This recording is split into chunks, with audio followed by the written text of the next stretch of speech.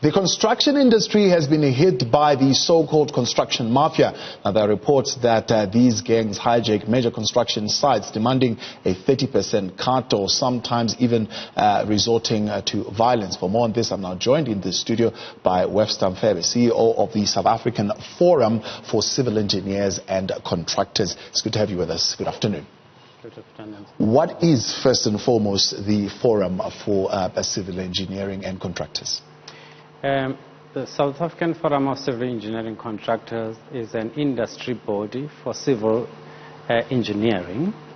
It has JSE-listed companies, non-listed companies, and emerging contractors. It is there as the voice of the industry, and that voice is heard everywhere, and we must make sure at all material times that the issues affecting contractors and their messages and their concerns are directed to government, and that there is response, and a satisfactory response, because we play a very critical role in the economy of this country. So this is the water that you drink, we are responsible for it, for piping it. Right. The buildings that you have, its foundations, the trains, the planes that you move. So when we think in infrastructure, these are the affected parties that are directly linked to the harbors. Yeah. So they are affected by this construction mafia phenomenon, which we saw emerging in KZN, but I believe is now extending to all parts and to every infrastructure, both public and private. How bad is the situation? The situation is bad in that, as we speak, initially, the projects disrupted, the value of those was 27 billion. After consolidation, as we speak, it's 40.7 billion rand, with KZN taking the biggest chunk at 12.4 billion. Eastern Cape 8.8 billion, Western Cape 4.3 billion, and the other remaining provinces accounting for 18.4 billion. You can see that KZN is the epicenter of all this. And it is big if we contextualize this problem by taking heed of what the G20 global infrastructure hub report said about South Africa, that it needs to invest $464 billion, that is 6 trillion rand by 2040 in water and electricity sectors in order to plug its infrastructure needs and address economic and population growth between now and 2040. Therefore, it means that we need to create a conducive environment for investment to come.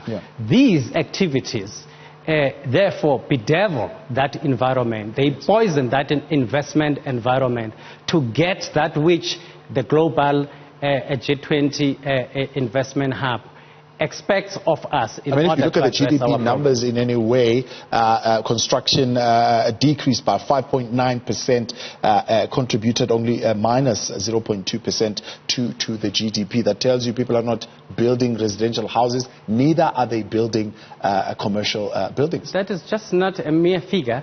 That is the 11th consecutive decline of in all quarters consecutively. That's the 11th time that the construction is in decline by 5.9%. It is no wonder that the whole economy contracted by 1.4%, because we play a critical role in the infrastructure development, which is key in terms of igniting economic activity, because all the supplier sectors, the manufacturing sectors, all the building supplies get activated when there is infrastructure development. What is also lamentable is the fact that even in this budget that has been just passed, in real terms it has decreased by 10% from 864 billion rand to 815 billion rand, which is lamentable. Let's talk then about what the police are doing. We've heard the President mentioning this in his State of the Nation address. We've heard the Minister of Finance mentioning this in his speech. In fact, in his budget speech last week, he says there have been enough of this lawlessness. The disruptive actions of those who storm construction sites and mines harm growth and lead to job losses. Communities should expose such people to allow Minister Bheki Cele and Ronald Lamola to ensure that the law takes its course. Is there a commitment from the law to actually deal with the situation? Well, first of all, what the President and Minister of Finance said has to be welcomed by the industry. On the 8th of October last year, we met with the NPA, and in fact, what I gathered is that they are committed. In fact, they were shocked to learn of the extent of the problem, to an extent that they agreed with the proposal I put forward that this issue should be dealt with in terms of the POCA Act, which is the Prevention of Organized Crime Act. And the weakest link has been on the police side. We've had meetings postponed and cancelled with the National Police Commissioner for 10 consecutive times, and we are yet to meet. 10 meetings that have not been fulfilled. Yes, police are in the value chain of the law enforcement. They come at the very beginning, and the prosecutions come there. So there's a need for synergy. If we don't get to talk to the police to comprehend the extent of this problem, and so that they can work synergistically with the NPA, and then that will give meaning to that which the President and the Minister of Finance had said in the various platforms. Without the participation of the South African Police Service at this point, how are the various projects actually taking care of their security on construction sites? First, I need to say this over and over again. Contractors are not trained on warfare to carry big guns. They are trained to build infrastructure. It does not have to be our business to deal with the community protests. The client, the employer, which is the government, needs to deal with the issues of community engagements, so that by the time we go and build infrastructure, those issues are sorted out. It should not be our baby. And also these issues emanate from issues of neglect by authorities stemming from basic infrastructure services in communities, which result in protests where schools are torched and libraries, and then it has now migrated into the construction sector, which is seen as a low-hanging fruit by many. You have 87% entry-level companies in construction, almost 100,000 companies in construction. 87% of those are entry-level companies. This creates two challenges.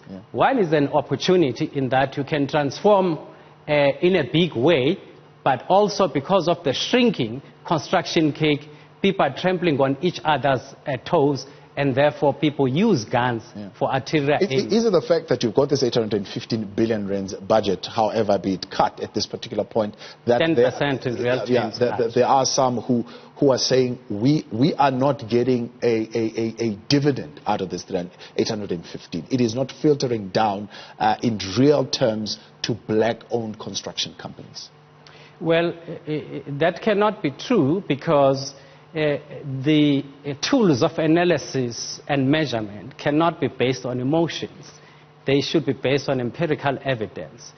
The CIDB releases a transformation monitor report, which, in terms of which the ownership of the construction cake has shifted towards black companies, around 80% from the entry level up to level 8. The only remaining is the level 9, which is the highest, about 40%. And that is not miles away, in the not so far distant future. If the right things are done, that the projects come to market, they are not put to tender and then cancelled willy-nilly where the awards are not done. The value of contracts, awarded contracts, have been on a decline for the past 6 years, actually. Right. It's, of course, one of the stories that continues to be a bother, and we'll continue to keep an eye on it. Much appreciated. And thank you for your time for joining us today. That's the CEO of the South African Forum of Civil Engineers and Contractors.